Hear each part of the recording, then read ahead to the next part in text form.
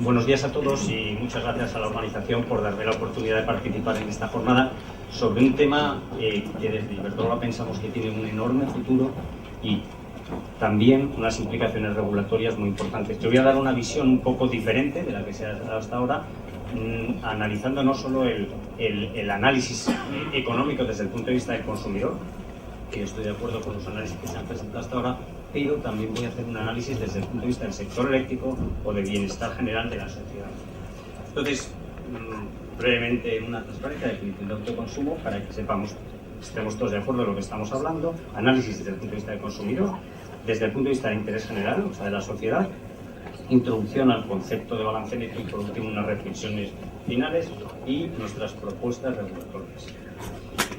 Bueno, el autoconsumo o autoproducción se produce cuando el consumidor genera su propia electricidad y simplemente un dato que yo creo que hay que tener en cuenta, que en la mayoría de los casos el autoconsumidor o autoproductor tiene que seguir conectado a la red para cuando no puede producir con esa energía, en este caso pues es una solar fotovoltaica. En el caso de que tuviera baterías estaríamos hablando de un concepto, de un planteamiento completamente diferente. Bueno, ¿cuándo le sale a cuenta a un consumidor el autoconsumo? Pues aquí pongo un ejemplo. El consumidor está incentivado a producir su propia electricidad si su coste es inferior al precio de la factura eléctrica que paga su comercializador. Entonces, en España tenemos esta estructura tarifaria. Aquí el suministro al comercializador se ve que tienes una tarifa de acceso que es fija y luego tienes un término variable, y ese término variable incluye costes de energía, pero también otros costes.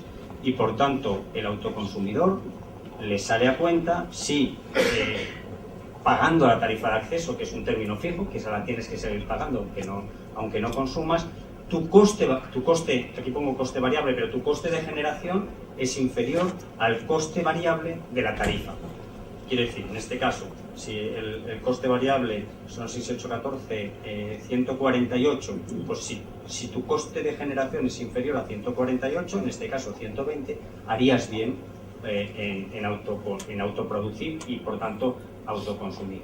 En definitiva, compensa autoconsumir cuando el coste de generación es menor que el coste variable de obtener el suministro a través del comercializador. En esto yo creo que todos estamos más o menos de acuerdo. Ahora bien, ¿es eficiente el autoconsumo desde el punto de vista del conjunto del sistema eléctrico y del bienestar general de la sociedad? Bueno, pues yo, para abordar esta cuestión, quiero responder a dos cuestiones previas. ¿Qué coste se está ahorrando el consumidor al sistema? O sea, para el sistema tú tienes un nuevo coste, que es el coste de autoproducir, en este caso 120 euros el megavatio hora, pero está claro que ahorras algo al sistema. Bueno, pues vamos a ver qué costes estás ahorrando el sistema. Esa energía, por ejemplo, no se tiene que generar el sistema y por tanto la ahorras. Y luego, esta pregunta para mí es clave: ¿es coherente la estructura de tarifas actual con la estructura de costes del sistema? Bueno, respuesta a la pregunta 1. ¿Cuáles son los costes del sistema? Bueno, pues los costes del sistema, aquí tenemos los costes del sistema eléctrico español. Aquí tienes, en primer lugar, los costes de la energía, que es la generación de la electricidad en régimen ordinario, pero también la generación de electricidad en régimen especial sin contar con la prima. O sea, el productor del régimen especial recibe el precio de mercado más una prima, o se recibe una tarifa como la fotovoltaica. La prima equivalente es la diferencia entre la tarifa final recibida y el coste de mercado, Bueno, y luego hay unos costes de acceso, que son los que se pagan en los peajes. Y los costes de acceso tiene dos grandes componentes: el coste de las redes, pagar el transporte y la distribución, estamos hablando de unos 6.000 millones de euros, y el resto son costes de política. Y tenemos política de renovables, medioambiental, están las primas a las renovables y las primas de la cogeneración, todo el régimen especial. Está ahora mismo los extrapeninsulares, o sea, el coste de generación de las islas es superior y actualmente lo pagamos todos los consumidores. Y además, la propuesta de presupuestos generales del Estado, que antes una parte iba a ir a presupuestos generales del Estado, ya nada, o sea que tenemos que pagar los consumidores eléctricos. Y, por último, las anualidades del déficit de años anteriores. Sin quererlo, los consumidores, el gobierno nos ha impuesto que nos hipotequemos, y ahora paguemos menos de electricidad, pero tenemos que pagar ahora lo que no hemos pagado antes, ¿vale? Entonces, ¿cuáles de estos costes se ahorran al conjunto del sistema eléctrico el autoproducir? ¿Vale?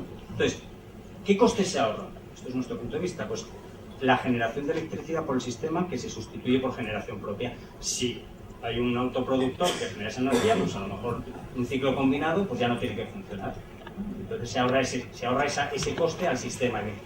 ¿Vale? Y luego se ahorran las pérdidas, como se decía, pues, las pérdidas 10%, incluso pueden ser superiores, se ahorran esas pérdidas. Esos son costes variables del sistema, o sea, depende de que se consuma o no, o que se produzca o no. Pero ¿cuáles no se ahorran al sistema? O sea, ¿cuáles hay que seguir pagando, aunque hagamos autoconsumo o no? Pues tenemos los costes de las redes, es un análisis un poco a corto plazo, 2, 3 años, 5 años. Pues las redes hay que seguir pagándolas, ¿vale? Y las tenemos que... Por autoconsumir no vas a quitar redes, como si dijéramos. Otra cosa es a futuro si vas a hacer menos redes, pero no vas a quitar redes. Y luego, los costes de política. El apoyo a las energías renovables hay que pagarlo. Y lo tenemos que pagar entre todos. Y la subvención hasta peninsulares hay que pagarla entre todos. Y la hipoteca del déficit tarifario hay que pagarla entre todos. En el sistema actual en el que se pagan las tarifas. Si esto lo pagaran los presupuestos generales del Estado, estaríamos hablando de otra cosa. Pero en el sistema actual, las tarifas a las renovables, las peninsulares, el déficit, los pagamos los consumidores energéticos. Y estos costes son fijos. O sea, el sistema los vamos a tener que pagar sí o sí, independientemente de que haya autoproducción. ¿Vale? O sea, más de la mitad de los costes del sistema son fijos. Los costes de acceso, aquí pongo, los costes de acceso son fijos. No son variables, y los costes que son variables son los costes de la energía. Bueno, pues ahora, ¿cuáles son los costes del sistema? Pues tenemos los costes de acceso, los costes de política y los costes de energía. Una tarifa bien diseñada, que reflejara la naturaleza de estos costes, tendría que tener un término fijo muy alto para cubrir los costes de acceso, que hemos dicho que son fijos, y el término de energía sería un término variable. ¿Cuál es el problema del sistema actual? Pues que tenemos un término fijo muy pequeñito, que no cubre todos los costes fijos del sistema, y lo demás son términos variables. O sea, no existe correspondencia entre los costes fijos variables del sistema y los términos de las tarifas, de la estructura tarifaria fijos variables. Y con esto el problema es que se está dando una señal errónea a los consumidores, ya que el término variable se utiliza para cubrir costes fijos del sistema. Bueno, ¿es eficiente? Estas eran las dos preguntas que quería responder. Ahora, voy a responder. ¿Es eficiente el autoconsumo desde el punto de vista del conjunto del sistema eléctrico? Aquí, en vez de sistema eléctrico, que parece que es que somos las eléctricas, yo hablaría de bienestar general de la sociedad. No me doy tiempo a corregirlo, ¿no? Una vez aclaradas estas cuestiones, ¿qué impacto tiene el autoconsumo teniendo en cuenta la estructura actual de costes? Ya hablo de la estructura actual de costes. Bueno, pues esto es nuestra conclusión. Tiene un impacto económico importante, ¿no? El autoconsumo tiene, y todos lo sabemos, nadie lo duda, implicaciones muy positivas para el sistema eléctrico, fundamentalmente derivadas del hecho de producir en el mismo lugar en el que se consume la energía y por tanto reducir pérdidas. No obstante, si se produce sin realizar ajustes previos en el diseño de tarifa, tendrá un impacto negativo sobre el bienestar general del conjunto de la sociedad. ¿Por qué? El autoconsumidor deja de pagar de costes fijos del sistema. O sea, deja de pagar realmente los costes fijos que se siguen produciendo, porque se facturan como variables. Y por tanto, y esto es lo que voy a intentar demostrar en las dos siguientes transparencias, aumenta el coste total de suministro al sistema. Estoy diciendo que aumenta el coste total, aunque al consumidor le salga a cuenta, al final le cuesta más a la sociedad. Y segundo, hay transferencias ineficientes de rentas.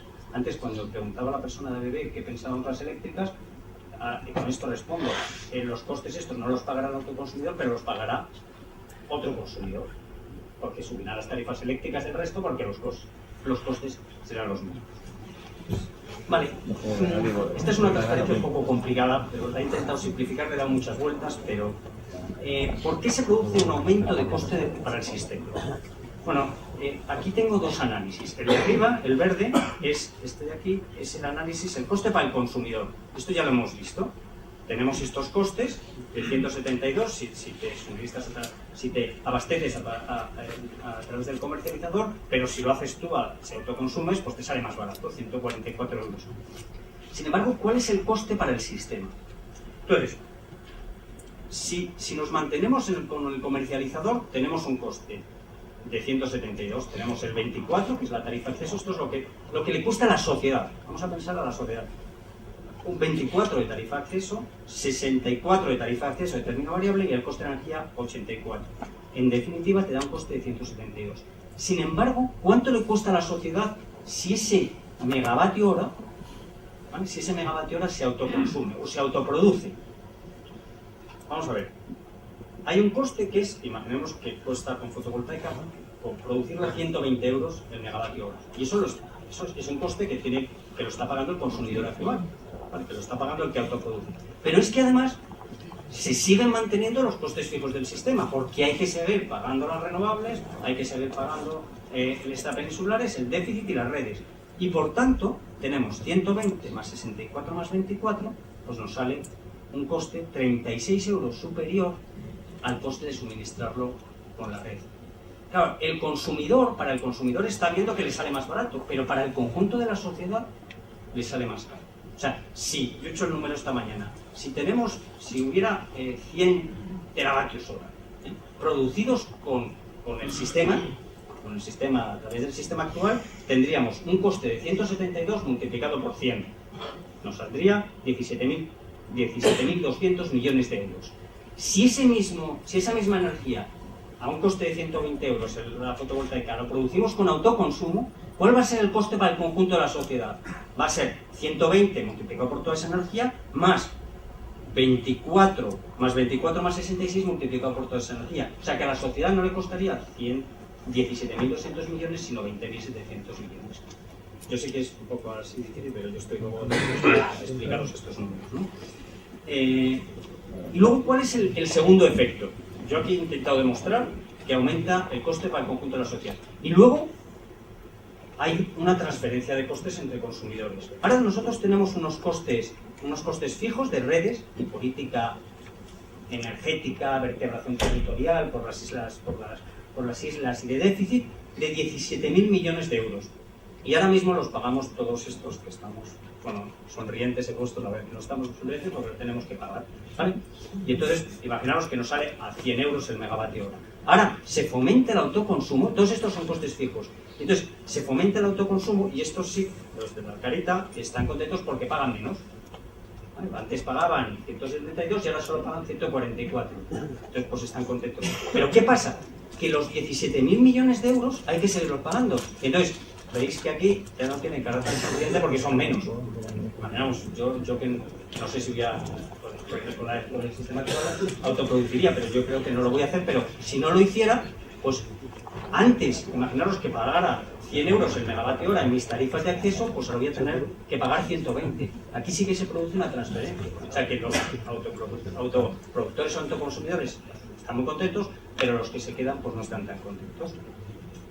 Ya termino, ¿eh? Ahora, las propuestas regulatorias. Entonces, los costes del sistema, nosotros pensamos que la estructura de tarifas debe adaptarse a la estructura de costes del sistema y con eso se dará la señal adecuada. Entonces, si tú tienes unos costes del sistema que estos dos son costes fijos, la tarifa bien diseñada, y eso es para la Comisión Nacional de Energía, para que nos haga caso, pues tenía que tener un término fijo muy superior al término actual.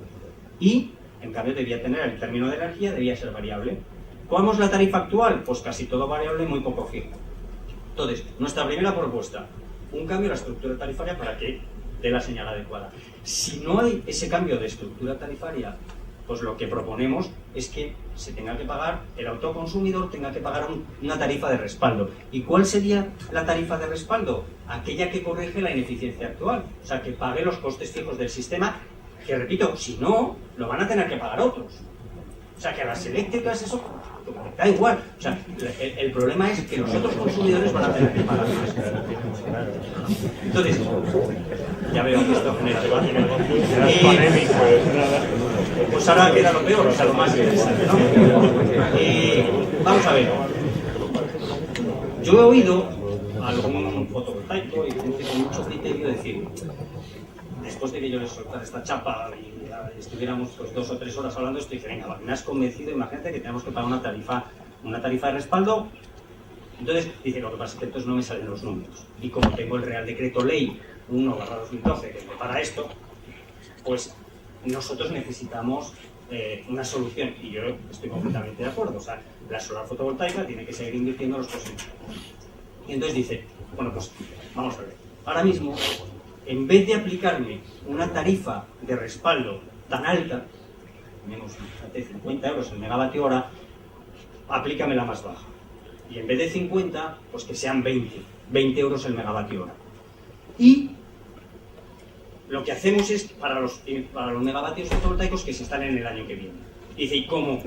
Al año siguiente me subes la tarifa de respaldo porque yo voy a ser más competitivo y por otro lado, el precio del mercado eléctrico será superior, todo parece indicar que será superior, y voy a necesitar menos apoyo. O sea, yo lo que digo es que este planteamiento lo que supone es que se le está pagando una prima implícita al fotovoltaico. Entonces, ¿por qué? Porque esto lo tiene que pagar alguien. Entonces, para mí eso es una prima. ¿Vale? Para mí, para nosotros, soy liberal. ¿Vale? Entonces, ¿cuál es el problema? Pues la implantación inadecuada del autoconsumo supone dar 2 pasos atrás en la forma de subvencionar las energías renovables. A mí me parece que el sistema actual de convocatorias, o el sistema pasado de convocatorias de apoyo a la fotovoltaica ha demostrado su eficiencia y su eficacia. Entonces, si el sistema de autoconsumo, y esto es lo que intento defender, supone una prima implícita, para mí es volver a un sistema deficitario y apoyo directo al precio. Si el apoyo es fiscal, pues es otra cosa, pero ahora mismo si lo que es apoyo a través de reducción de tarifa de respaldo, para mí es un desacoplamiento entre costes y tarifas. Y si no hay controles de cantidad, a mí me parece que se podría generar un problema de desarrollo en la fotovoltaica y que luego, antes se ha dicho, que hay que corregir, y cuando los temas no salen bien desde el principio y hay que corregirlo, pues son situaciones que todos intentamos evitar, ¿no?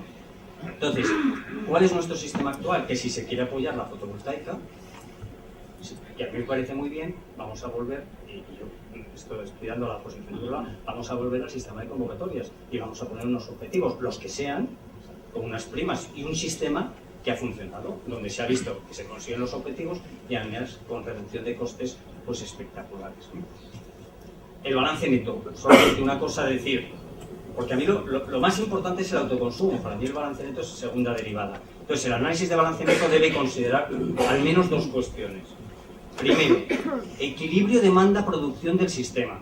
Esto no es una caja de bolas. O sea, no es que tú tienes un balde y entonces cuando te sobra energía al fotovoltaico por el día, dice meto las bolas en el sistema y luego llega la noche y saco las mismas bolas. No.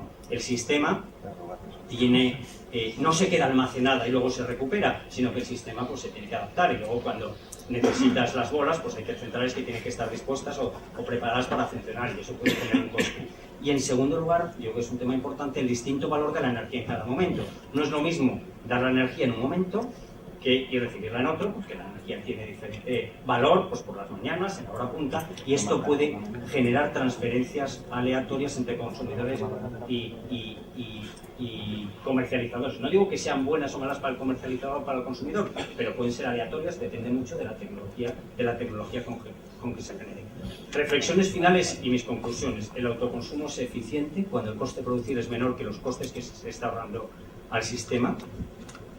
El consumo solo evita el coste variable de producción de energía y las pérdidas. Para que el punto de vista del consumidor coincida con el del sistema, es necesario diseñar una tarifa o contar con una estructura tarifaria eficiente. Y no es el caso del sistema español, ¿no? Con una estructura que está produciendo señales ineficientes en 2 sentidos, o que podría producir si esto se genera. Aumento del coste total de suministro del sistema y, en segundo lugar, subvenciones del resto de consumidores a los autoconsumidores, ¿no? Y propuestas para que el autoconsumo no introduzca ineficiencias: diseñar una estructura de tarifas eficiente que corresponda o que refleje rigurosamente cuáles son los costes fijos y cuáles son los costes variables, mientras se implementa la medida anterior, establecer una tarifa de respaldo. Si no se establece una tarifa de respaldo o si se reduce esa tarifa de respaldo, para nosotros es una tarifa implícita y si lo que se quiere es esto, nosotros vemos más eficiente mantener el sistema actual o pasado en base a cupos y convocatorias. Muchas gracias.